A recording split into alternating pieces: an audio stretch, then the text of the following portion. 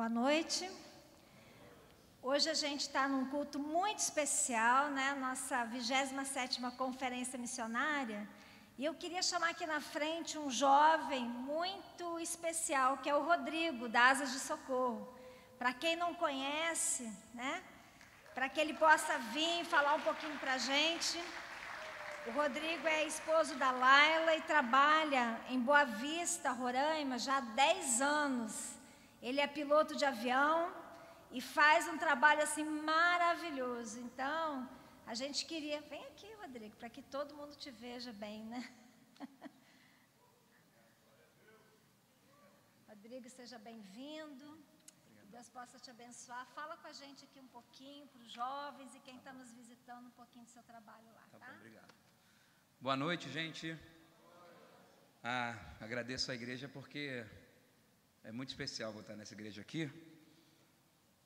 A minha esposa foi chamada para missões nessa igreja. Vocês sabiam disso? Com 15 anos, quando ainda era uma tenda ali embaixo. E há 13 anos atrás, eu vim pela primeira vez nessa igreja aqui. Eu era um garoto, tinha um menininho de 1 ano de idade. E agora já se vão 13 anos nessa brincadeira muito séria que é o ministério. Faz 15 anos que nós estamos envolvidos em missões, eu e minha esposa, e 15 anos de casado, é muito importante que eu não esqueça isso, senão ela fica brava comigo também. Quem já ouviu falar de Asas de Socorro aqui alguma vez? Para os que nunca ouviram, eu vou dizer da importância do que é Asas de Socorro. Nós trabalhamos com avião para levar os missionários em lugares de difícil acesso, mas qual a importância disso? Tem pelo menos 4 questões que são importantes. A primeira é o tempo. O missionário, quando ele se locomovia pela mata para levar o evangelho, para cada 30 minutos de voo que eu demoraria levando ele demora 1 dia e meio de caminhada. Para a aldeia mais próxima nossa, que é Mucajaí, que fica mais ou menos 50 minutos de voo, antigamente eles demoravam 7 dias de viagem. Hoje, 1 dia e meio, porque dá para chegar de barco. Marari, que é uma aldeia que fica 2 horas e 40 minutos de voo da cidade mais próxima, que é Boa Vista. O primeiro grupo de missionário que foi para falar de Jesus naquela aldeia ali demorou 3 meses de viagem. Por isso que a gente utiliza a aviação missionária, que a gente quer remir o tempo para que chegue o mais rápido possível a palavra de Deus nesses lugares. O segundo é a proteção. A gente sabe que aqui tem o mosquito da dengue, que é muito perigoso, né? Mas na Mata Amazônica tem outros animais peçonhentos, tem jararaca, tem sucuri, tem a onça, e tem um bichinho pequenininho que a gente estava conversando, que é o mais perigoso da Amazônia, que é o mosquito da malária. O problema da malária é que quando você pega ela fica 7 dias incubada em você antes que ela ecloda, antes que você descubra que está doente. Então imagina você no meio da Mata Amazônica, depois de 3 dias de viagem, você é picado pelo mosquito da malária. Depois de quanto tempo você vai descobrir que você estava doente? 7 dias. Então depois de 10 dias de caminhada, você descobre que você está doente. E você tem que o quê? Fazer o quê? Retornar para a cidade para ser tratado. O que acontecia no início da aviação missionária, que antes de haver aviação missionária, que muitos missionários morriam no meio do caminho. Então nós falamos de tempo, falamos de segurança. Agora vamos falar de carga. O missionário, quando andava sozinho pela mata, ele conseguia levar uma média de 20 quilos nas suas costas, se for forte que nem eu assim, ou gordinho, né? Mas quem já serviu, já foi militar e já andou no meio da mata com uma mochila, sabe que depois de meia hora, 20 quilos vira 40. Depois de 2 horas, 40 quilos vira 80. Parece que está aumentando o peso nas suas costas, apesar de não estar, é porque você está ficando cansado. E o missionário, o que ele conseguia levar é o que ele tinha que subsistir durante todos os meses que ele tinha que morar no meio da aldeia. Com a aviação missionária, nós conseguimos levar alguns, não vou nem dizer conforto, mas algumas subsistências para ele. Nós conseguimos de 20 aumentar para uma média de 420 quilos de carga. Conseguimos levar geladeira, que antigamente não dava, conseguimos levar pia, que antigamente não dava, conseguimos levar fogão, que antigamente não dava, e mais especificamente, o meu último voo que eu fiz, eu levei um trator de 800 quilos. Nós partimos ele no meio, claro, né? E como eu sou um técnico também formado em asas, depois nós remontamos ele na aldeia lá, mas cada parte do trator pesava 250 quilos. Por isso que eu falo que eu sou forte. Né? E claro que lá tinha ajuda do missionário para me ajudar também. Então a terceira coisa é o peso. E a última coisa é o cansaço. Imagine depois de você estar andando 2 semanas ou 3 meses, dependendo de onde você fosse pregar o evangelho, como você chegaria para fazer o seu ministério de levar o evangelho, de conhecer, aprender a língua do indígena ou do povo que você trabalhasse, poderia ser um ribeirinho da Amazônia também, para começar a pregar o evangelho. Chegava muito cansado. Então, com a aviação missionária, esse cansaço fica para o piloto. O primeiro cansaço, né? Porque depois ele vai continuar na mata lá e tendo todo o outro cansaço. Mas nós levamos a carga, nós amarramos a carga na nossa aeronave, levamos os suprimentos para o missionário, para que ele possa chegar descansado, para que ele possa fazer o que ele realmente foi treinado para fazer, na verdade, foi chamado para fazer ali, que é conhecer a língua e pregar o evangelho. Para vocês terem uma ideia, a média de formação do missionário na mata, para ele chegar até a parte onde ele pode começar a pregar o evangelho, é de 7 anos. E a média de tempo que demora para que o missionário possa traduzir a palavra de Deus, porque ele tem que estudar antropologia, a linguística e o seminário anteriormente, uma média de 10 anos. Nós não podemos perder. Eu costumo brincar nas igrejas e perguntar: vocês sabem qual é o animal que está em extinção na Amazônia? Todo mundo fala: mico-leão-dourado, onça. Alguém um dia falou tigre? Não, tigre não, só na Ásia, né? Nem tem aqui no Brasil. Mas é o missionário. Há uma lacuna dos missionários que hoje têm uma média de 60 anos, mais ou menos, como é o caso do meu sogro, que trabalha entre o povo Wapixiana, e os da minha idade, mais ou menos 40 anos, de 20 anos, onde não houve a presença de novos missionários. E agora, depois da minha idade de 38 anos, há de novo uma lacuna, já de 20 anos, onde não há surgimento de novos missionários. Os missionários que têm entrado novamente para pegar o evangelho para os povos indígenas são filhos de missionários, que é o meu caso, sou filho de missionário. A minha esposa, filha de missionário. Serginho, que é um colega meu lá, filho de missionário. O John, filho de missionário. A Hope, filho de missionário. Não tem entrado uma nova leva de missionários. Tem sido resultado dos filhos dos missionários que têm retornado para pegar o evangelho. Então eu desafio a você, hoje à noite, de além de você perguntar para o Senhor, medicina, advocacia, mas coloque no meio também, pastorado, missionário, porque talvez o Senhor esteja te chamando para, assim como aconteceu comigo há anos e anos atrás, quando eu tinha 7 anos de idade, estava numa igreja, um pastor chamou pessoas para se envolverem com missões, e com 7 anos de idade eu me comprometi com o Senhor. Então, começa cedo o compromisso com o Senhor. Claro que eu me preparei, não fui com 7 anos para o ministério, né, mas sim quando eu tinha 20 anos, porque eu tive que me preparar, crescer, e agora tenho servido ao Senhor há 15 anos. Glória a Deus e Ele seja louvado. Para vocês verem que vale a pena se envolver com missões, eu trouxe um videozinho rapidinho de 4 minutos. Esse mesmo vídeo tem no YouTube também, de 10 minutos, um pouco mais completo, mas aqui só para vocês ficarem com gostinho do que é trabalhar um pouco com missões lá na Amazônia, para a glória de Deus.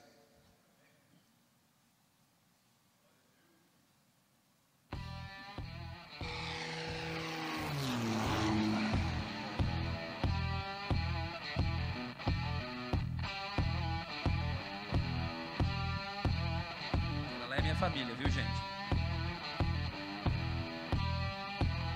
Acabei de chegar com o povo, parte do povo de Racoma, e eles estão sendo recebidos na igreja. Vou dar uma filmada para vocês. Saiu um louvor lá, né? Depois que a gente vira missionário, fica difícil ficar parado na igreja, né? Meu trabalho é fazer, tem que abastecer o avião lá e voltar para buscar o pessoal de Racoma. Uma das aldeias que a gente opera, essa Racoma, que não tem presença de missionários hoje, tá? Olha só, filho. E eles estão vestidos, tá, gente? Isso é roupa de gala lá, para vocês não se confundirem. Olha que lindo. Estou comendo pena o voo inteiro, né, nesse voo aí. Esses são a etnia Yanomami, da aldeia de Racoma, eles. E a gente estava decolando para ir para Parimiu, que também é a etnia Yanomami também. Eles vão participar de uma conferência evangelística e missionária lá. Olha que povo lindo.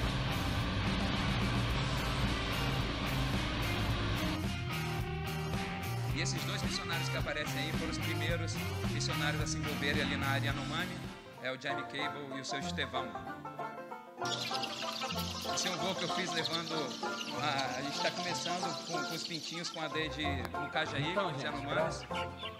Me dizer que não acontece coisa inusitada, depois de 10 anos de voo, voando aqui na área aqui, primeira vez que eu vou levar aqui 300 pintinhos para os indígenas lá de Mucajaí. Tem música hoje no voo aí, vai ter uma cantoria danada aqui. E eu tinha que manter 18 graus Celsius dentro da cabine, senão morrer todos os pintinhos. Nenhum morreu, graças a Deus. Queremos agradecer especialmente as esposas que nos apoiam no rádio, sabendo que tem pessoas aqui na cidade que estão na escuta para, se tiver qualquer necessidade, para poder ter comunicação com a cidade. Uma vez quebrou a corda da antena, por motivo uma corda pré-cor, e sabia que o Rodrigo ia estar em área, voando para, acho que Mapuera naquela época.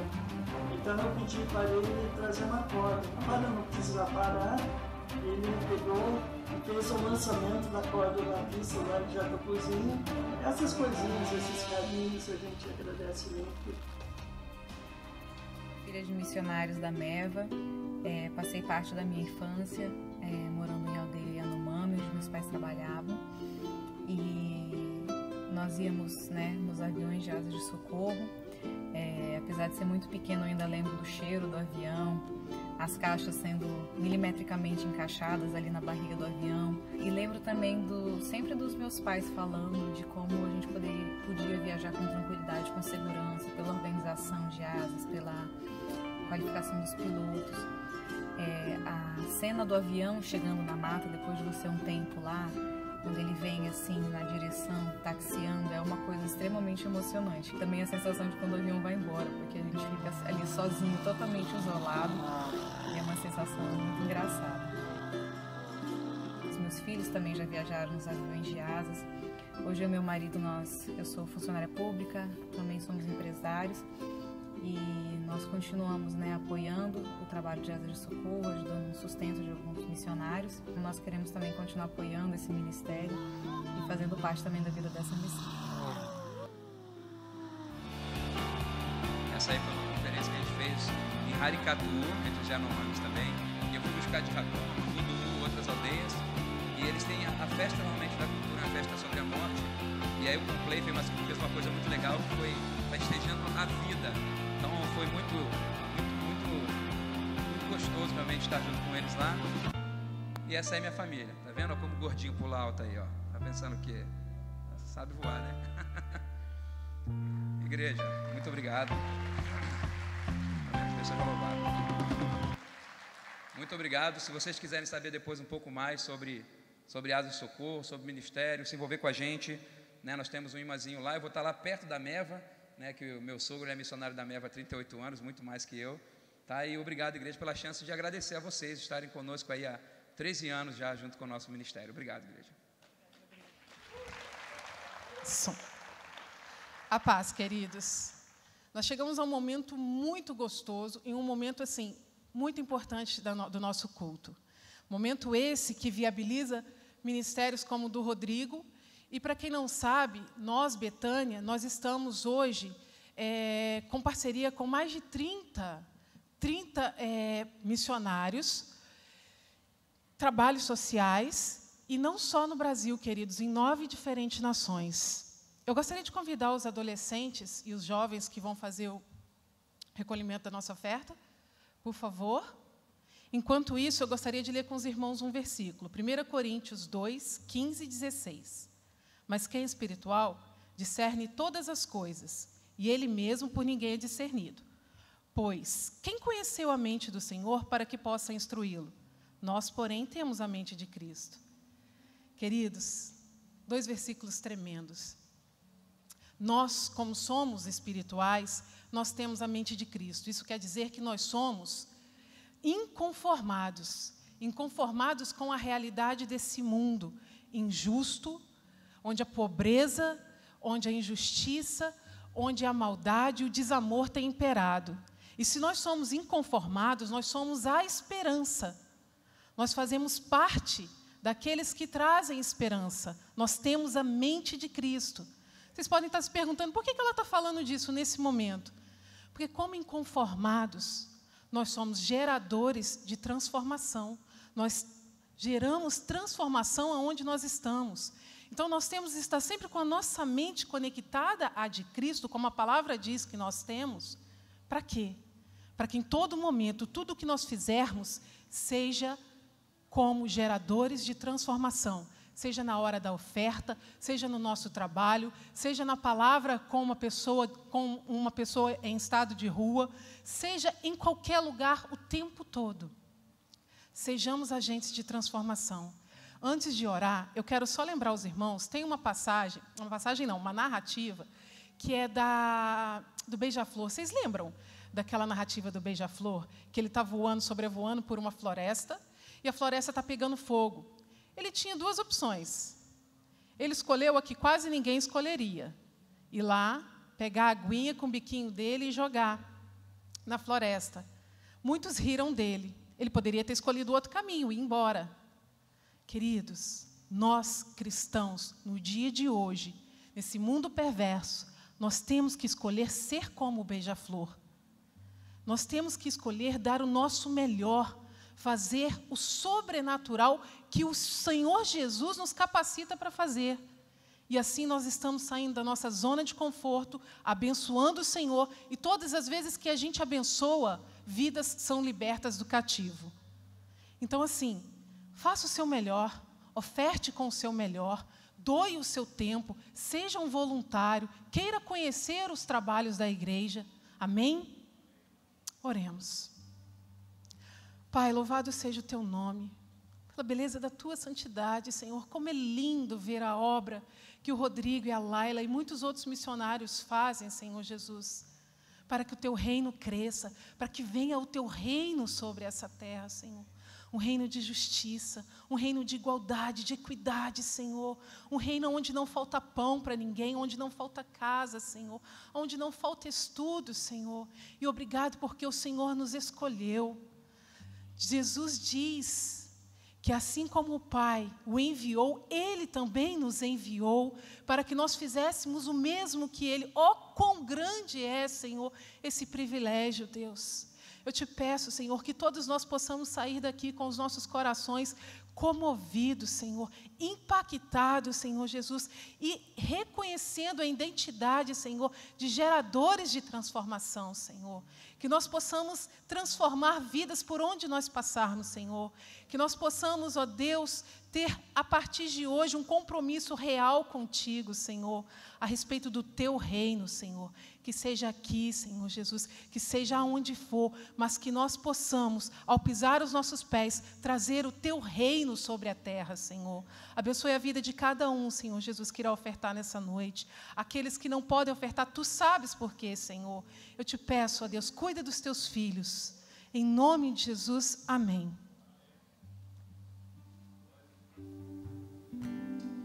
Seja engrandecido, ó Deus da minha vida.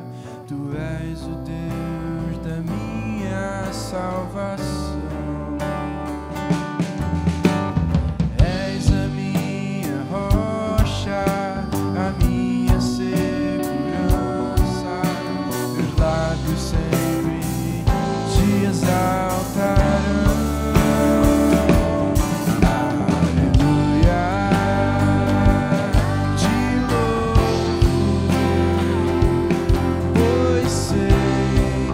Sobre todos és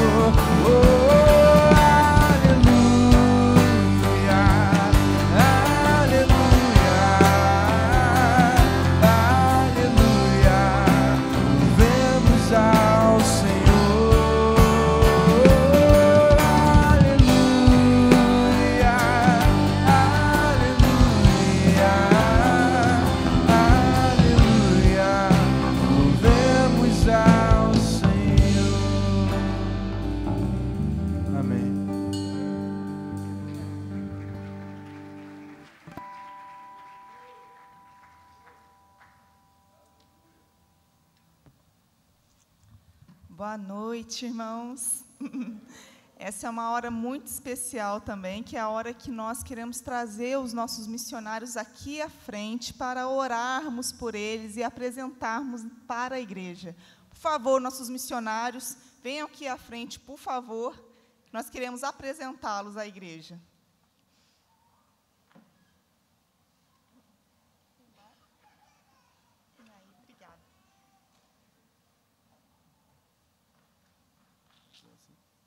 Gente, uma salva de palmas para os nossos missionários.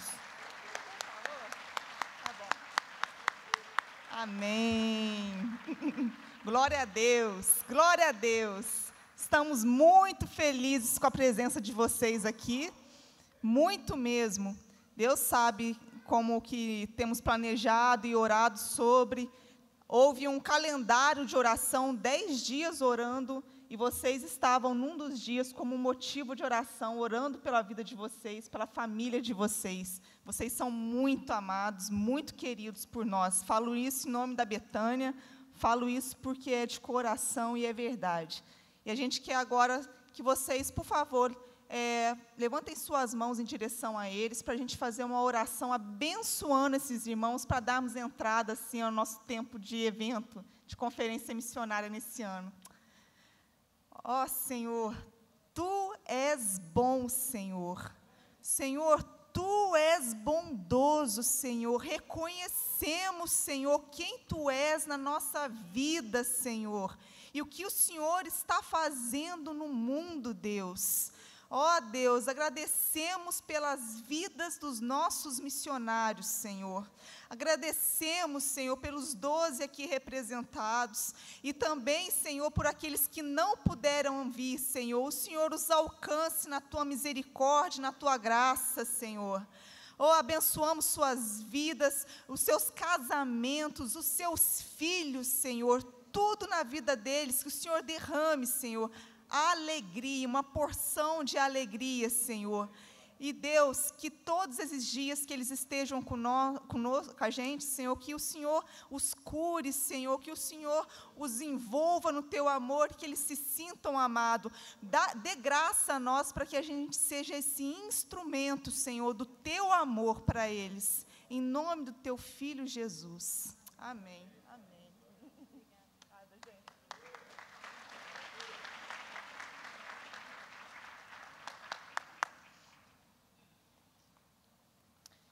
Irmãos, eu queria apresentar para vocês o preletor dessa noite, com muita alegria, porque ele é um amigo pessoal, é uma pessoa que eu tenho um carinho muito grande, é o Felipe Maciel. Pode vir aqui, Felipe, por favor.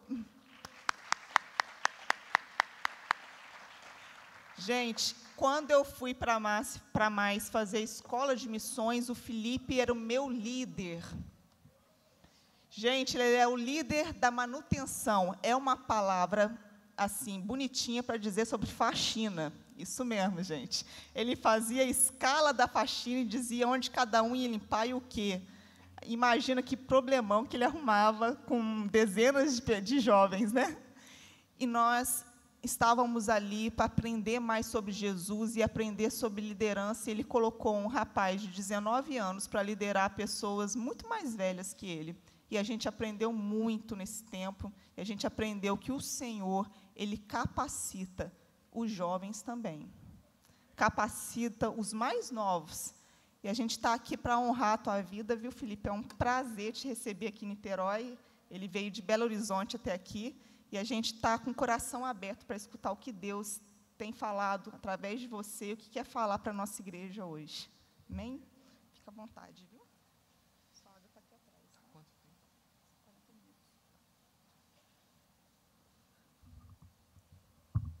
Boa noite. Muito bom estar aqui, estou muito feliz, de verdade. Obrigado, Letícia, pelo convite, o pastor José Dilson, todos os pastores. Para mim é uma honra muito grande estar aqui nessa igreja. É sempre muito bom ser apresentado pelos amigos também, né? Aí, se tudo der errado, vocês ficam com a apresentação da Letícia. Lembrem de mim assim. Muito bom estar aqui. A gente estava conversando sobre o tema, eu e Letícia, e a gente estava falando sobre aqui e lá, né? É o tema da conferência. E eu sinto também, além da alegria de estar aqui, uma grande responsabilidade, porque penso eu, o que eu vou dizer hoje aqui, o que eu vou tentar tratar, seja um dos temas mais importantes para a igreja brasileira nos próximos anos. Não porque eu vou falar, mas por causa do que eu vou falar. Então, me sinto aqui num tempo... Letícia me deu só 40 minutos para falar com vocês hoje, queria mais. Mas vamos tentar trabalhar esse tema nesse tempo. E eu acredito que uma das grandes respostas que a gente tem que dar nos próximos anos é: o cristianismo, ou a fé cristã, ele é relevante lá para fora ou não? O cristianismo, a fé cristã, tem algo a dizer na esfera pública ou não? Ou essa experiência que nós vivemos todos aqui juntos enquanto cantávamos é algo de foro íntimo, é algo que vamos experimentar enquanto estivermos aqui dentro da igreja, neste momento de culto, e vamos levar essa memória e essa experiência aconchegante para os nossos lares, até que retornemos ao templo? Ou essa experiência, ela pode se desdobrar em algo relevante para a sociedade que está ali fora? Então, quando a gente estava pensando em aqui e lá, a gente estava percebendo que uma das grandes carências que nós temos hoje é pensar em como os cristãos podem estar em missão nesse lugar, sabendo quem nós somos, nós que estamos aqui hoje. E quem nós somos e qual é o lugar onde estamos? Nós somos cristãos. Nós somos cristãos e nós estamos no século 21, no ano 2018, em Niterói, vivendo numa sociedade urbana, pluralista e pagã. Essas 3 palavras são muito chocantes, ou eu me fiz entender? Estamos juntos até aqui? Uma sociedade urbana, uma sociedade que tem muitos deuses, que adora muitos deuses, mais do que pode contar, mais do que sabe que adora, e que é pagã. E aí eu gosto de pensar, antes de vocês abrirem no texto que eu quero trabalhar, eu posso ficar com... Não, acho melhor. Isso. E aí eu queria pensar com vocês na experiência de Paulo em Atenas, Atos capítulo 17. Porque o ponto que eu queria trazer é que um dos primeiros passos para que a gente tenha uma concepção de fé cristã que seja impactante para a nossa cultura, que consiga dialogar com os desafios contemporâneos, é a nossa sensibilidade, é a nossa capacidade de ouvir a cultura que nos cerca, de ouvir a sociedade e aí responder. Porque senão a gente vai ficar aqui dando um tanto de resposta para perguntas que ninguém está fazendo. E a gente não vai atingir os anseios mais íntimos da sociedade atual. Então, Paulo chega em Atenas e ele está discutindo com alguns dos principais filósofos da época. Aqui já é um ponto de atenção para a gente. O que Paulo está fazendo? Ele está levando a fé cristã para a esfera pública, onde acontecem os debates, onde tudo é discutido. Ele estava ali na ágora da época. O que era a ágora? A ágora era uma espécie de, num lugar só, era a universidade, o mercado, o jornal, a mídia, tudo ali. Era onde os negócios eram feitos, era onde as pessoas se encontravam para discutir os assuntos da época, os assuntos correntes, as fofocas do dia. Era o lugar onde os principais filósofos discutiam as questões importantes da cidade. Era o principal lugar da cidade. Paulo estava levando a fé para aquele lugar. E perceba, ele não tem dúvidas de que o cristianismo aguenta o tranco. Ele não tinha dúvidas de que ele poderia levar a fé cristã para esse lugar e que a fé cristã poderia discutir de igual para igual com aqueles caras. E aí ele olha e ele vê muitos altares. perceba o discurso dele. Ele falou: atenienses, eu percebi que vocês são muito religiosos. Olha aí. Não significa que eles adoravam ao Deus verdadeiro, mas ele percebeu que eles eram muito religiosos e disse isso a eles. E existe um mito entre nós de que talvez a nossa sociedade que está aí fora, que rejeita a fé cristã, eles são neutros. É o mito da neutralidade. Como se quem não adora a Deus, ao Deus cristão, não adorasse a nenhum outro Deus. E às vezes os nossos colegas de trabalho, os nossos colegas de universidade, a gente olha para eles e não percebe o quão religiosos eles podem ser, ainda que eles não adorem ao Deus cristão. E a gente não consegue discernir isso e apontar para as pessoas: olha, você acha que não, mas você tem uma religião. Você tem culto que você presta regularmente. Você dá dízimo todo fim de semana no mesmo lugar. Então você adora, e às vezes você nem sabe que adora. Você adora deuses que você não conhece. E às vezes você adora um Deus chamado ego. Depois ele fala assim: percebi também que vocês têm um altar a um Deus desconhecido, que vocês honram sem conhecer. E aí olha a sensibilidade do discurso dele. Ele está dizendo: percebi também que vocês, apesar de todos os deuses que têm, ainda não estão completos. Ainda tem algo a ser preenchido. Tem um altar vazio na vida de vocês. E também percebe a graça comum na vida das pessoas. Ele falou: vocês honram esse Deus que vocês não conhecem, mesmo sem o conhecer, reconhecendo que até pessoas que não são cristãs podem fazer coisas que honram a Deus.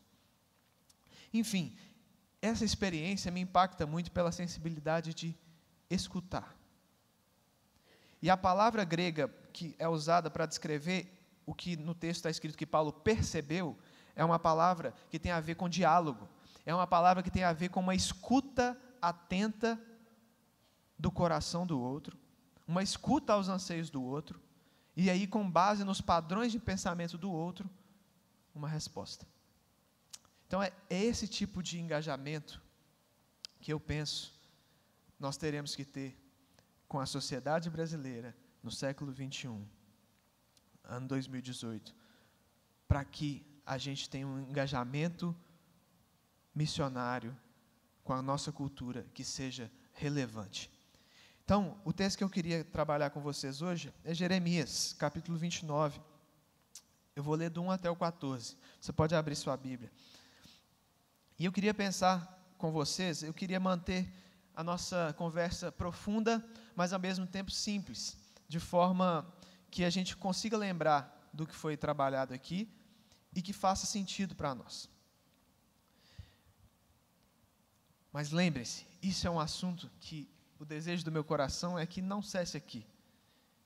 Que nós continuemos a criar espaços dentro de nossas igrejas e fora delas para que nós possamos pensar essas coisas. Poderíamos ficar aqui um fim de semana inteiro pensando juntos o que nós temos feito e o que deveríamos fazer para levar a fé cristã para a esfera pública e todos nós aqui, nas nossas vidas, enquanto profissionais e estudantes, honrarmos a Deus com onde Deus nos colocou, com a profissão que Ele nos colocou, com a formação que Ele nos deu. Então vamos ler o texto? Minha versão diz assim: ora, são essas as palavras da carta que Jeremias, o profeta, enviou de Jerusalém aos que restavam dos anciãos do cativeiro, como também aos sacerdotes e aos profetas, e a todo o povo que Nabucodonosor levara cativos de Jerusalém para a Babilônia. Depois de terem saído de Jerusalém, o rei Jeconias e a rainha mãe, e os eunucos e os príncipes de Judá, e Jerusalém, e os artífices e os ferreiros, veio por mão de Elasa, filho de Safã, e de Gemarias, filho de Ilquias, os quais Zedequias, rei de Judá, enviou à Babilônia, a Nabucodonosor, rei de Babilônia. Eis as palavras da carta. Assim diz o Senhor dos Exércitos, o Deus de Israel, a todos os do cativeiro, que eu fiz levar cativos de Jerusalém para a Babilônia. edificai casas e habitai-as, plantai jardins e comei o seu fruto, tomai mulheres e gerai filhos e filhas. Também tomai mulheres para vossos filhos e dai vossas filhas a maridos, para que tenham filhos e filhas. Assim multiplicai-vos ali e não vos diminuais. E procurai a paz da cidade, para a qual fiz que fosseis levados cativos. E orai por ela ao Senhor, porque na sua paz vós tereis paz. Pois assim diz o Senhor dos Exércitos, o Deus de Israel: não vos enganem os vossos profetas que estão no meio de vós, nem os vossos adivinhadores, nem deis ouvidos aos vossos sonhos que vós sonhais, porque eles vos profetizam falsamente em meu nome. Não os enviei, diz o Senhor.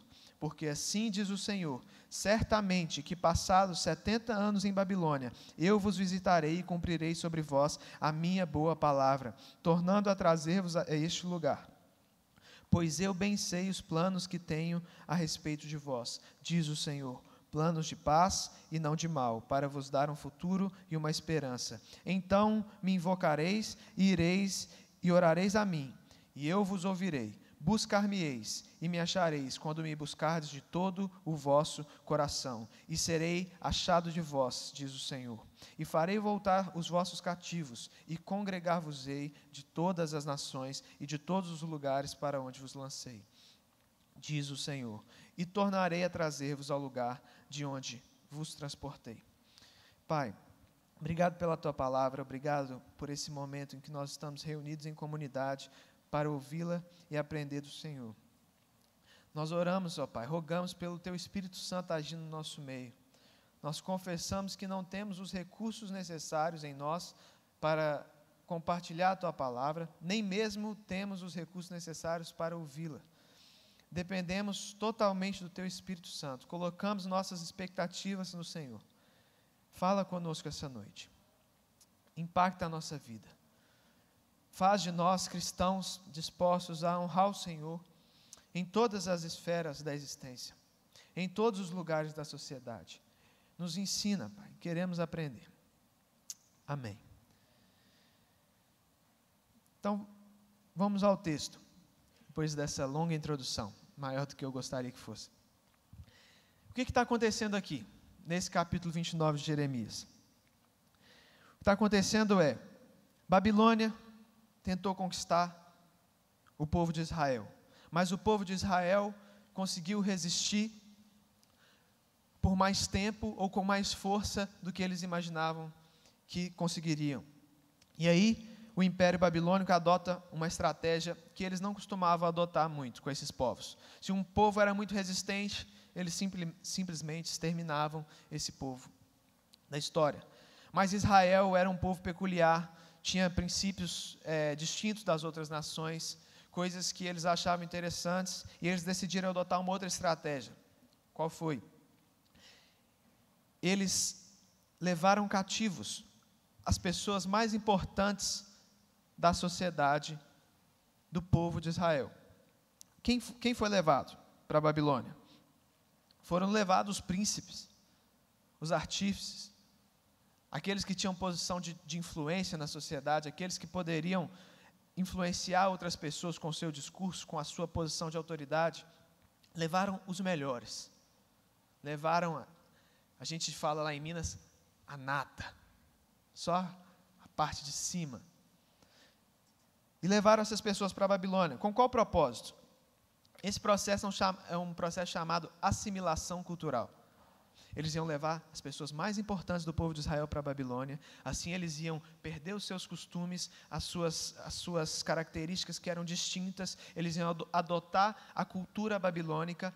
E assim seria muito mais fácil reconquistar o povo de Israel e submetê-los à vontade do império através dos seus líderes, que agora serviam ao Império Babilônico. Então, se as pessoas de maior importância do povo de Israel servissem ao Império Babilônico, então esse povo se submeteria a eles.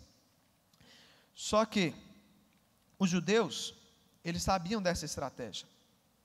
Eles reconheceram o que estava acontecendo. Então, quando eles foram levados cativos para a Babilônia, eles não se misturaram com a sociedade. Pelo contrário, eles se instalaram em um canal próximo que havia e se abstiveram do contato com o resto da sociedade. E justamente porque eles sabiam da estratégia dos babilônicos, foi que eles decidiram que eles não iam se envolver com a cultura da Babilônia. E aí tinha alguns profetas no meio do povo. E esses profetas, que o próprio Deus disse que não foram enviados por ele, estavam profetizando coisas do tipo: olha, gente, fica tranquilo, isso aqui é um tempo rápido, afinal de contas Deus não vai deixar vocês aí como cativos do império na Babilônia, isso aí não é para muito tempo não, rapidinho Deus vai trazer vocês de volta para Jerusalém, não se preocupem. Era o discurso dos profetas. E aí Deus, olha que interessante, Deus manda uma carta para o povo. Ele chama o seu profeta, Jeremias, e fala assim: escreve uma carta para o povo. Eu quero falar com o meu povo. Escreve uma carta. E aí Deus manda uma carta, através do profeta. E nessa carta, Deus diz 3 coisas que são absolutamente chocantes para aquele povo, que estava cativo na Babilônia. Eu vou enumerar elas e depois nós vamos trabalhar uma a uma com mais profundidade. Primeiro, olha o que Deus está dizendo para eles. Eles deviam viver e habitar naquela cidade, não se separar, nem se abster da relação com o povo e a cultura. Segundo, me acompanha, apesar disso, apesar do número 1, eles deveriam resistir em Babilônia, não à Babilônia. Eles deviam resistir em Babilônia e não assimilar os valores daquela cultura. Terceiro, além disso, eles deveriam sacrificialmente amar aquela cidade e não serem criadores de contendas, egoístas ou preconceituosos em nenhum sentido. Eu acho que você já entendeu onde eu quero chegar. Se nós colocarmos essas 3 coisas que eu acabei de te dizer em perspectiva, diante de nós, essas 3 coisas, a imagem que se forma, a imagem que nós temos, é a imagem da forma como Deus quer que o seu povo ou os seus seguidores vivam em qualquer cidade do mundo. A forma como Deus deseja que os seus seguidores se portem em qualquer sociedade e em qualquer época da história da humanidade. Agora vamos olhar com mais calma para cada uma delas. Vamos na primeira, no versículo 5 e versículo 6. Edificai casas, habitais, plantai jardins, comei o seu fruto, tomai mulheres, gerai filhos e filhas, também tomai mulheres para vossos filhos, dai as vossas filhas a maridos, para que tenham filhos e filhas, assim multiplicai-vos ali e não vos diminuais. Isso parece um planejamento de alguém que ia tirar esse povo dali daqui a 2 anos. Então, a primeira parte da carta, Deus está dizendo para eles: façam dessa cidade o seu lar. Olha, ele está falando mais ou menos assim: vocês viviam num lugar, Jerusalém, em que, se você estivesse indo trabalhar pela manhã, e você cruzasse com um poste ídolo, um altar a um outro Deus, que não o Deus de Israel, sabe o que você podia fazer? Você podia dar uma bica nele. Porque vocês estavam vivendo numa sociedade em que todo mundo pensava como vocês e adorava o mesmo Deus que vocês. Mas agora, Deus está dizendo para o povo: eu estou trazendo vocês para outra sociedade. Eu estou trazendo vocês para uma sociedade urbana, pluralista e pagã. Você conhece uma sociedade assim? E agora, quando vocês estiverem indo trabalhar pela manhã, e vocês cruzarem com um poste ídolo, um altar a outro Deus, vocês não podem dar um chute no altar. Sabe por quê? Porque vocês estão vivendo em uma sociedade que não adora o mesmo Deus ao qual vocês adoram, e que serve uma infinidade de deuses. Os estudiosos diziam que, nessa experiência que eu citei de Paulo em Atenas, que Atenas tinha mais deuses do que adoradores. Então, mas ele está falando, vocês vão cruzar no caminho para o trabalho com diversos postes ídolos, assim como eu e você, todos os dias quando saímos de nossas casas e formos para nossos trabalhos e universidades e escolas, vamos cruzar com pessoas prestando culto, consciente ou não, a uma infinidade de deuses diferentes. Conscientes disso ou não. Inclusive, ao maior de todos eles, que domina a nossa sociedade, o Deus chamado ego, que segundo um pastor brasileiro é um dos mais perigosos, porque os outros são só imagens, esse tem boca e fala. Então, é nessa cidade, é nesse tipo de sociedade que eu quero que vocês façam o seu lar. Olha só, eu não quero que vocês sejam turistas, eu não quero que vocês frequentem a vida da cidade e depois saiam dela. Não quero que vocês consumam na economia da cidade e depois se abstenham disso. Eu quero que vocês façam parte da economia, que vocês tenham relações de interdependência, que vocês gerem riqueza, emprego, que vocês se relacionem com a cultura. É essa cidade que vai ser o lar de vocês.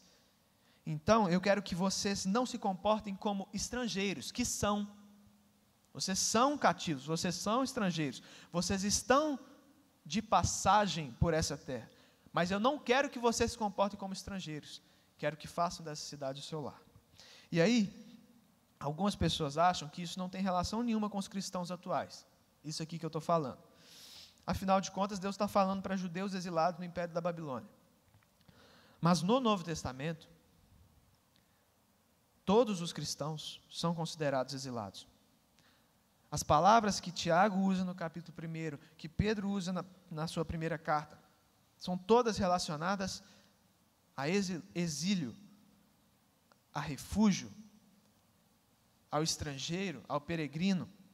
Então, na concepção da fé cristã, na teologia do Novo Testamento, todos nós somos considerados estrangeiros, peregrinos. Eles se referem aos cristãos dessa forma. Os americanos têm uma expressão muito interessante que é resident alien, significa alienígena residente.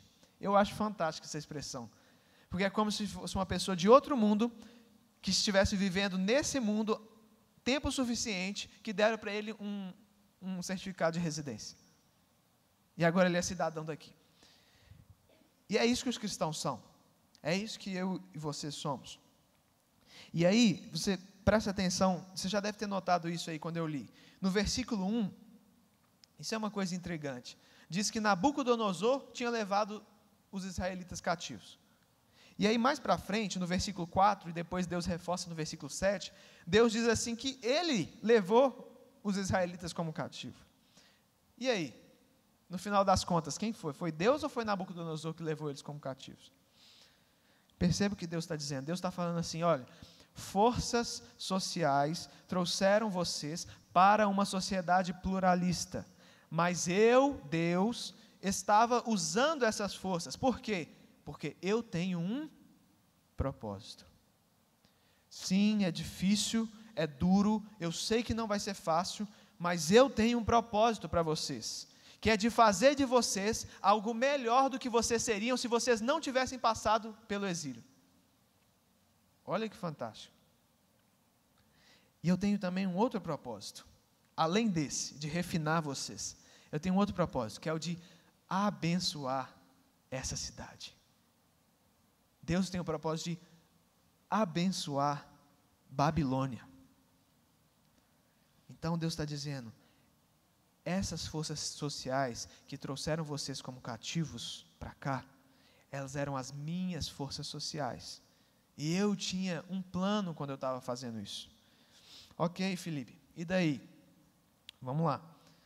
Fica comigo, me dê um voto de confiança. Existe no mundo hoje uma explosão constante, eu gosto dessa expressão, uma explosão constante. Ou seja, não é uma explosão, é uma explosão constante, ela não para de acontecer, de crescimento das cidades. Segundo um grupo de pesquisadores de Harvard, da área de demografia, 5 milhões de pessoas é o que tem mais ou menos na cidade onde eu moro, Belo Horizonte. Segundo eles, é como se todos os dias, no mundo atual, 5 milhões de pessoas estivessem migrando de áreas rurais para áreas urbanas. Então, mais ou menos, se a gente pegasse todos os 5 milhões de pessoas do dia de hoje que migraram para áreas urbanas e levasse para um único lugar, é como se estivesse brotando uma Belo Horizonte todos os dias no mundo. Ou seja, existem forças sociais levando pessoas de uma condição afastada do resto da sociedade para viverem mais próximas, conectadas e vivendo relações de interdependência. Ou seja, Deus está se movendo no mundo, Deus está movendo os povos no mundo de forma a levá-los para lugares onde onde antigamente a gente teria que enviar uma equipe missionária para alcançá-los em um lugar. Essa pessoa, Deus trouxe ela para cá, e agora ela trabalha no mercado que você frequenta, e você encontra com ela frequentemente. E ela depende de você, e você depende dela, porque ela presta um serviço, e você presta um outro, do qual ela precisa. Isso está acontecendo no mundo inteiro. Só que o desafio é, Deus está movendo pessoas, ou pessoas estão se movendo para cidades, mais rápido do que as nossas igrejas estão dispostas a acompanhar. Eu não estou falando dispostas a acompanhar no movimento de ir para a cidade, eu estou falando dispostas a acompanhar no movimento de estar na cidade, de viver na vida da cidade, de mergulhar na lida diária das pessoas. Deus está trazendo pessoas para cidades grandes, em uma velocidade que as nossas igrejas não estão dispostas a acompanhar, no sentido de estar presente, ser relevante na vida cotidiana da cidade. Através de quem? De mim e de você. Esse é um dos nossos desafios. E isso não está certo. Então, o crescimento das cidades é parte do plano de Deus para a nossa história. A urbanização não é um fenômeno aleatório. Então, Deus está movendo essas pessoas no mundo inteiro para essa situação de interação mais próxima, porque Ele tem um propósito. Ele quer que essas pessoas conheçam o Evangelho. Ele quer que essas pessoas tenham contato com a fé cristã. E isso é tão importante, a ponto de alguns dos principais teólogos que têm trabalhado para que as suas igrejas locais sejam relevantes na sociedade, um exemplo, Tim Keller, a ponto dele dizer, olha, se você é um cristão, ele diz isso em um dos seus livros, e você pode morar em uma cidade grande, por favor, faça isso. Ele está clamando, se você é um cristão e você tem condição de morar numa cidade grande, por favor, vá e viva lá. Então, esse é o primeiro ponto. Eles deveriam fazer dessa cidade o seu lar. Nós deveríamos estar dispostos a acompanhar esse movimento para dentro da vida da cidade, na mesma velocidade com que Deus está movendo pessoas para esses lugares. E às vezes o que acontece é que a gente não está deixando que os nossos filhos, os cristãos de nossas igrejas, tenham sequer contato com a cultura e com a sociedade. Sabe por quê? Porque a gente não tem a mesma percepção que Paulo tinha de que o nosso cristianismo aguenta o tranco. Sabe por quê? Porque a gente está com medo. A gente está com medo. E aí, a gente não quer que os nossos filhos tenham contato com a universidade, porque aí eles vão virar comunistas. A gente não quer que os nossos filhos tenham contato com pessoas de outra orientação de gênero, porque aí nossos filhos vão virar gays. A gente não quer que os nossos filhos tenham contato com a política, porque aquele ambiente lá é um ambiente demoníaco. Sabe por quê? Porque a gente e os nossos pais, e aqui eu não estou falando pessoalmente para ninguém, a geração que veio antes de mim, nos ensinou um cristianismo que não tem nada a dizer nesses lugares. E aí a gente acha que a nossa fé cristã não tem nada melhor para oferecer lá na política. A gente acha que a nossa fé cristã, ela tem que ficar calada na universidade, porque lá não é o lugar dela falar. É isso que entregaram para a gente. Agora, o que a gente vai entregar? O meu cristianismo, a sua fé cristã, o que ele tem para dizer lá fora? Quem tem menos de 30 anos aqui? Olha que potencial. Você, meu irmão, minha irmã, eu e você. É a nossa geração que vai virar esse jogo. É a gente que vai transformar essa história. Desculpa quem tem mais 30, 40, desculpa falar. Mas o Brasil que a gente tem hoje, foram vocês que entregaram para a gente. Não fui eu. Foi vocês? Não foram eles. A geração que veio antes de nós entregou esse Brasil que está aí. E está na nossa mão.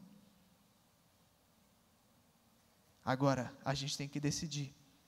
O cristianismo é para a esfera pública ou não? Ele é uma experiência íntima, que eu guardo só para mim e que não tem relevância nenhuma para a sociedade. Deus está nos chamando para fazer dessa cidade o nosso lar. Segundo ponto, versículo 10, quando ele diz assim: porque assim diz o Senhor, certamente que passados 70 anos em Babilônia, eu vos visitarei e cumprirei sobre vós a minha boa palavra, tornando a trazer-vos a este lugar. Segunda coisa que ele está dizendo, olha, esta é a casa de vocês, mas ainda não é o seu lar final. Então, eu ainda vou levar vocês para casa. Deus está dizendo, olha, façam dessa cidade o seu lar. Sejam parte da vida da cidade, mas tenham em mente que essa cidade não é a sua última casa. A melhor definição humana que a gente tem para isso vem da Bíblia. É uma palavra que está na Bíblia muito antes do sentido moderno dela, que é a palavra embaixador. A Bíblia diz que nós somos embaixadores de Cristo, embaixadores da reconciliação. Paulo diz isso na segunda carta aos Coríntios, capítulo 5. E o que quer dizer isso? Eu não sei se você está familiarizado com o conceito de embaixador, mas embaixador é uma pessoa que vive num país A, representando um país B, mas no país A, ele vive como se vive no país B, segundo os princípios e a lei do país B, falando o idioma do país B. E isso é tão sério, eu não sei se você sabe disso, mas se você, a partir do momento que você pisar, tem uma embaixada, por exemplo, americana aqui no Rio de Janeiro, todo mundo vem para cá tirar visto. E aí, no momento que você pisou dentro da embaixada dos Estados Unidos, você não está mais em solo brasileiro, você está em solo americano. O solo da embaixada é solo estrangeiro. Por isso, quando você está assistindo um filme, você vê que o vilão está lá em um outro país, normalmente é um vilão russo nos Estados Unidos. E aí eles estão prestes a pegar ele, o que ele faz? Corre para a embaixada. No momento em que ele passou da porta da embaixada, ninguém pode prender ele lá, porque não é mais solo americano. Então, esse é o melhor exemplo que eu consigo achar para explicar essa relação. E é isso que nós somos. Nós estamos vivendo imersos em um país A, em uma pátria, mas representando uma outra pátria.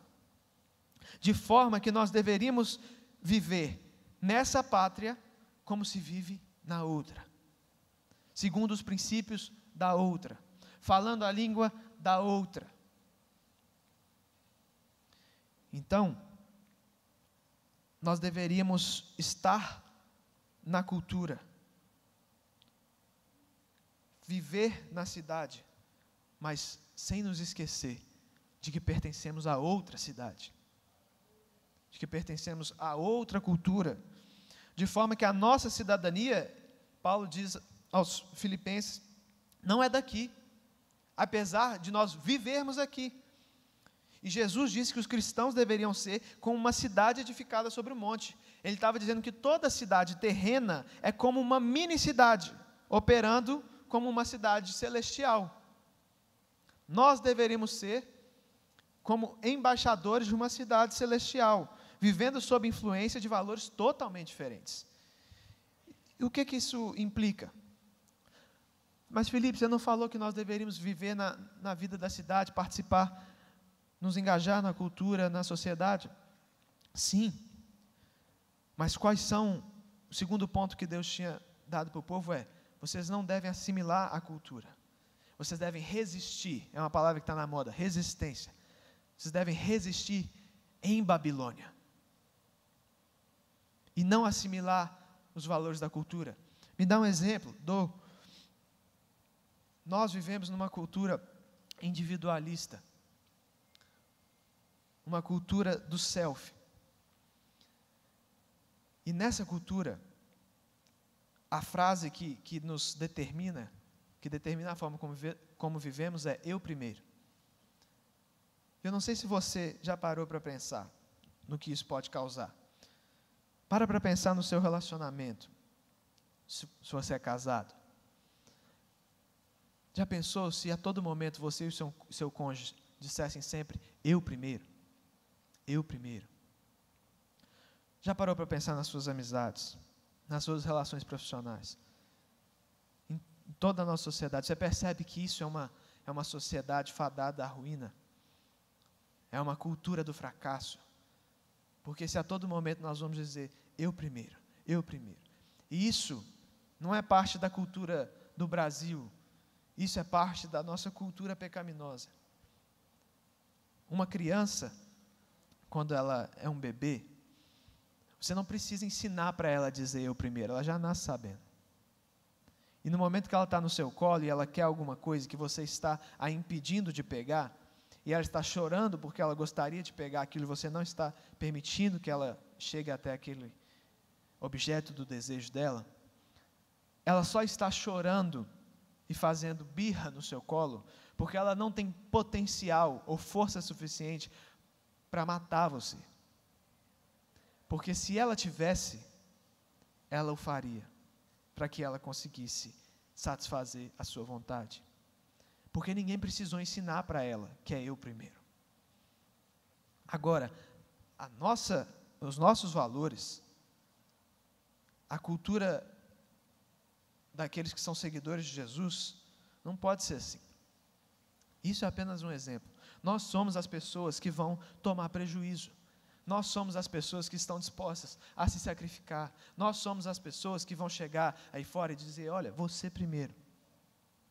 Nós somos as pessoas que quando chegar um carro e bater na sua traseira, e a obrigação dele era pagar porque ele bateu atrás, você vai sair do carro e a pessoa vai estar com aquele olhar desesperado, porque ela não tem dinheiro para pagar, e você vai perguntar, você tem dinheiro para pagar? Ela vai falar, não tenho.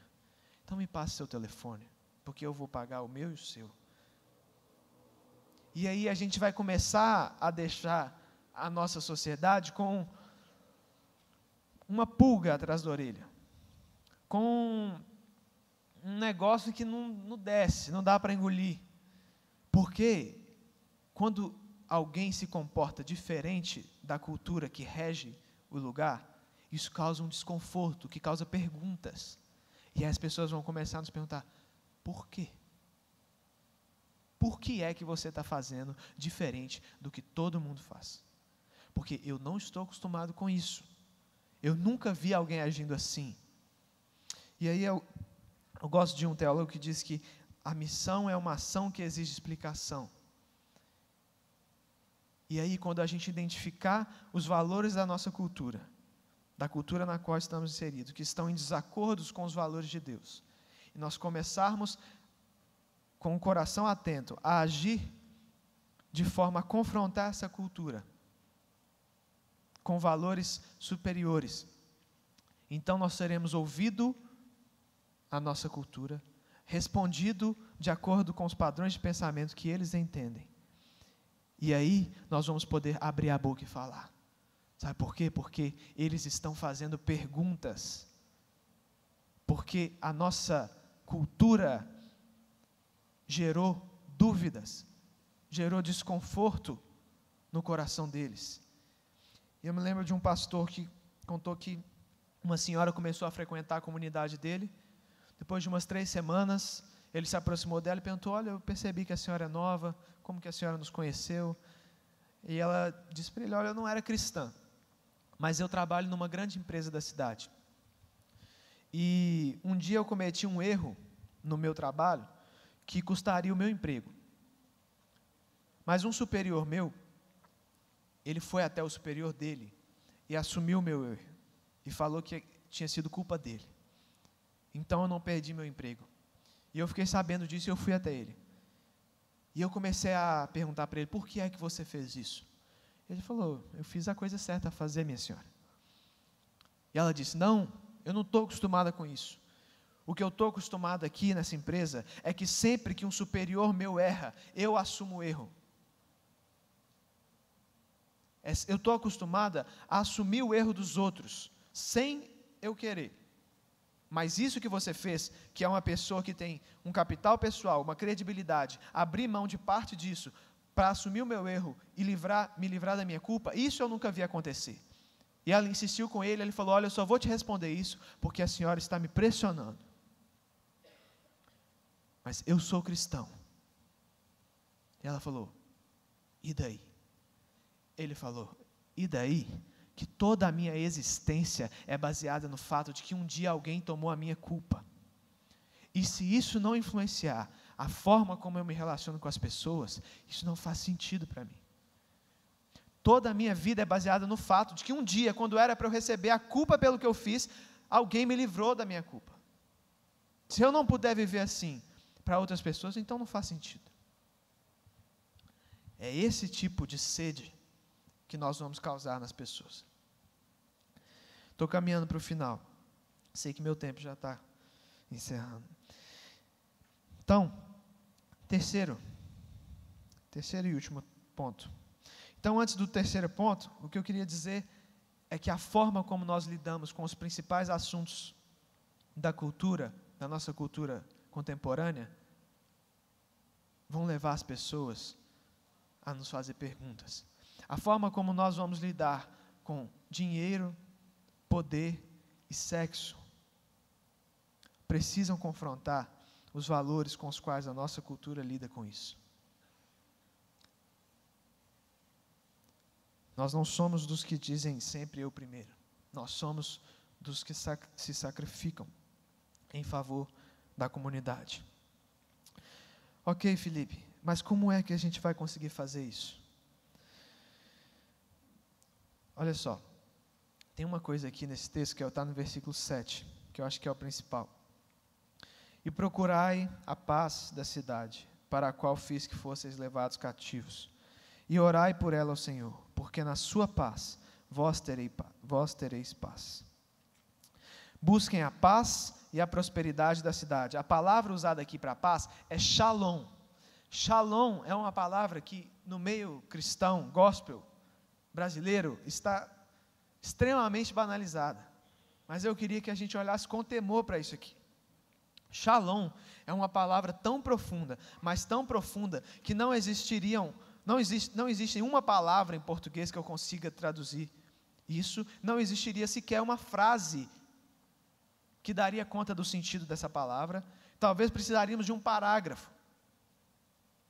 Porque shalom, ela não significa uma paz genérica.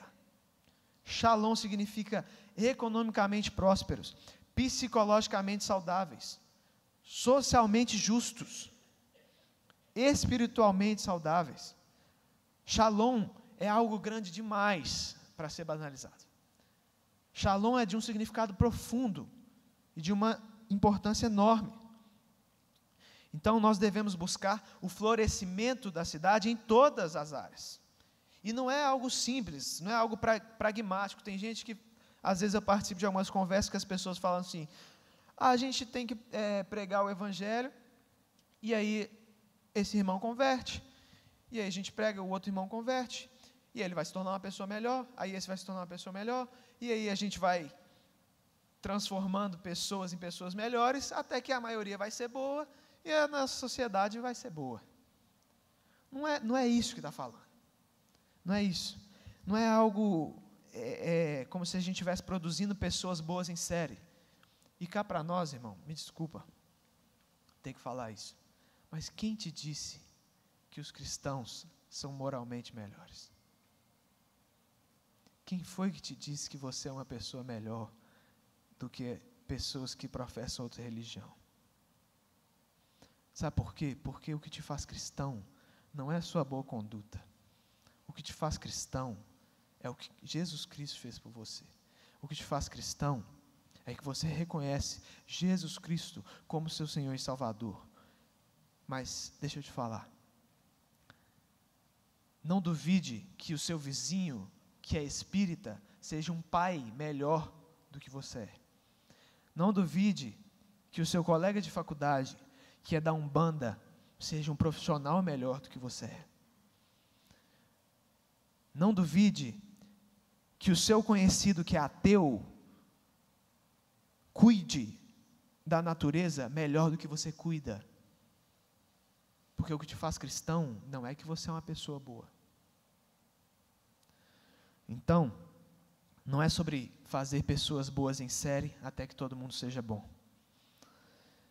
O que o texto está falando é o seguinte: tem uma palavra nesse texto que é importante, que é a palavra orem. Orem pelo Shalom da Babilônia. Estou fechando, esse ponto é importante, presta atenção. Até então, até esse momento, os judeus sabiam que eles tinham que orar pela paz, pela Shalom de Jerusalém. Orai pela paz em Jerusalém. Esse é um mantra que os judeus repetem até hoje. Inclusive os cristãos protestantes andaram repetindo esse mantra aí às vezes, né? Orem pela paz de Jerusalém. Orem pela paz de Jerusalém. Eles conheciam essa categoria de pensamento. A gente tem que orar pela paz da nossa cidade, Jerusalém. Agora, aqui, o que está falando é o seguinte: orem pelo Shalom da Babilônia. Ou seja, orem pelo Shalom do império que os levou cativos. Orem pelo Shalom daqueles que estão perseguindo e oprimindo vocês. Orem pelo Shalom dos seus inimigos. Meu Deus do céu, como é nesse mundo que alguém pode orar pelos seus inimigos? Como é que você pode orar pelo Shalom de alguém que você não ama? Como é que dá para fazer isso?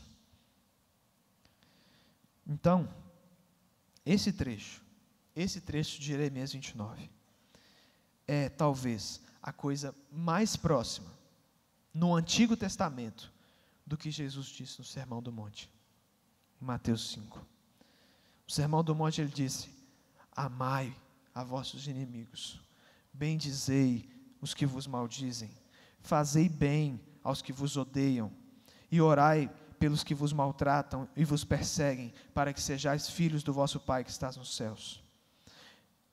Então, não há nada que muda o seu coração da direção da amargura do que orar por aqueles que te fizeram mal. E esse trecho, no Antigo Testamento, é a coisa mais próxima do que Jesus disse no Novo Testamento: orem pelos seus inimigos. Amem aqueles que vos odeiam. Então, este texto está dizendo para nós o seguinte: se você é um cristão, e nós somos, se você está sendo direcionado para essas enormes sociedades urbanas, como Niterói, e nós estamos sendo direcionados para viver nessas cidades, nós estamos aqui,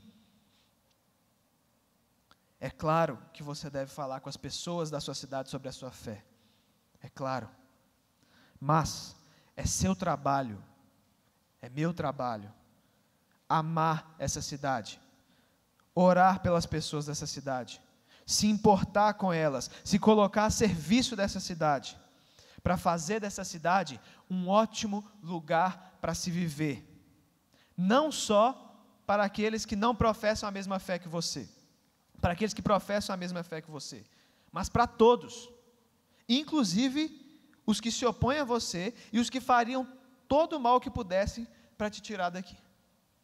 Esse é o chamado. Vocês vão amar essa cidade, se entregar ao serviço por essa cidade, Não só para fazer dela um ótimo lugar para os cristãos viverem, mas para fazer dela um ótimo lugar para todos viverem. Porque, deixa eu te falar uma coisa, a maioria dos cristãos que eu conheço, eles odeiam a cidade. Isso é triste. A maioria dos cristãos que eu conheço estão andando pelos cantos da cidade, resmungando, porque eles sentem saudades da época em que eles eram maioria, ou da época que eles tinham mais influência, da época em que todos pensavam como eles. E esse tipo de cristão está fazendo a cidade sofrer a igreja que tem. Porque nós não estamos vivendo na cidade, nós não nos relacionamos com a cultura, nós não redimimos a cultura, nós andamos pelos cantos reclamando, porque nós não somos maioria e ninguém nos ouve. Porque naquela época era muito bom. E nós estamos fazendo as nossas cidades sofrerem a igreja que nós estamos dando à nossa cidade. E a maioria desses cristãos está agindo exatamente como Deus disse para que eles não agissem. Eles estão se abstendo de se relacionar com a cidade, porque eles estão saudosos de quando eles influenciavam unicamente a cidade e ninguém pensava diferente deles. E o que nós somos chamados para fazer? Estou encerrando, irmãos. O que nós somos chamados para fazer? Nós somos chamados para sair dos nossos belos bairros afastados, dos nossos trabalhos de escritório com ar-condicionado, dos nossos condomínios, e irmos em direção a cada bairro pequeno, sujo, movimentado, estressante, desvalorizado da nossa cidade. Nós estamos sendo chamados para ir para o coração da nossa cidade, onde tudo acontece, onde as pessoas estão. E aí, nós devemos nos encarnar na vida da cidade, participar da vida da cidade. E mesmo que a maioria das pessoas lá nos desprezem, não compartilhem dos nossos valores e por isso cheguem a nos perseguir, nós vamos fazer dessa cidade um ótimo lugar para se viver e buscar o florescimento da cidade em todas as áreas, em todas as esferas de existência, em todas as esferas da sociedade, para que haja shalom na cidade, para que ela seja economicamente próspera, psicologicamente saudável, socialmente justa. E aí, isso se parece com alguém que você conhece? Jesus Cristo vivia no céu e ele se mudou para o nosso bairro. Jesus Cristo vivia num lugar onde existia um padrão de qualidade muito maior do que esse aqui. Um padrão de vida muito superior. Um conjunto de valores infinitamente superior. E ele se mudou para esse lugar, totalmente diferente do que ele estava acostumado. E claro, ele foi perseguido, porque ele representava o reino de Deus. Mas ele morreu pelos seus inimigos. Ele morreu pelos seus inimigos. E presta atenção, o único jeito de nós prosperarmos, de nós recebermos vida, era se ele morresse. É como se o pai dissesse: filho, se você prosperar, eles morrem. Se você morrer, eles prosperam. E aí para que eles prosperem, você tem que ir para a cruz e se sacrificar. E ele disse: eu vou. Então, se você enxerga Jesus morrendo na cruz pelos inimigos dele, isso para você não passa de um exemplo. Nossa, como ele é um grande líder. Isso não vai te afetar como eu gostaria que afetasse. Mas se você olha para Jesus morrendo na cruz, pelos inimigos dele, você se enxerga como um inimigo dele, que você era, porque a Bíblia diz que ele nos amou quando nós éramos inimigos dele, quando nós não o desejávamos. Então, isso vai ter o efeito na sua vida, que vai fazer você e eu capazes de viver dessa forma, de dar a nossa vida pelos nossos inimigos. Isso vai marcar o nosso coração de tal forma que nós vamos viver em Niterói como Deus deseja que os seus seguidores vivam em Niterói, como Ele desejava que os israelitas vivessem em Babilônia, e assim como Ele deseja que qualquer pessoa viva em qualquer cidade do mundo. Então, para terminar, nós teremos o tipo de influência, se nós vivermos assim, que faz com que as pessoas se aproximem e digam: no que vocês acreditam? O que faz que vocês sejam capazes de viver desse jeito? E aí nós vamos poder abrir a nossa boca e falar o nosso porquê. Porque quando a gente responde a perguntas que ninguém está fazendo, a gente está pensando mais na instrumentalidade da nossa fé, no para que a gente está fazendo, para salvar pessoas. Deixa eu falar, salvar pessoas é departamento da Trindade. Eu e você não vamos salvar ninguém, mas quando a gente lembra do porquê Deus enviou seu Filho, que não foi para salvar, Ele enviou porque Ele amou. Então, por amor à nossa cidade, por amor a Niterói, eu e você, cristãos, onde quer que estejamos, vamos viver nessa cidade, vamos resistir aos valores dessa cultura, e vamos amar essa cidade, e orar por essa cidade, a ponto de produzirmos uma sociedade onde todas as pessoas podem desfrutar do Shalom de Deus. E aí nós vamos honrar a Deus como cristãos contemporâneos em Niterói. Que Deus assim nos abençoe.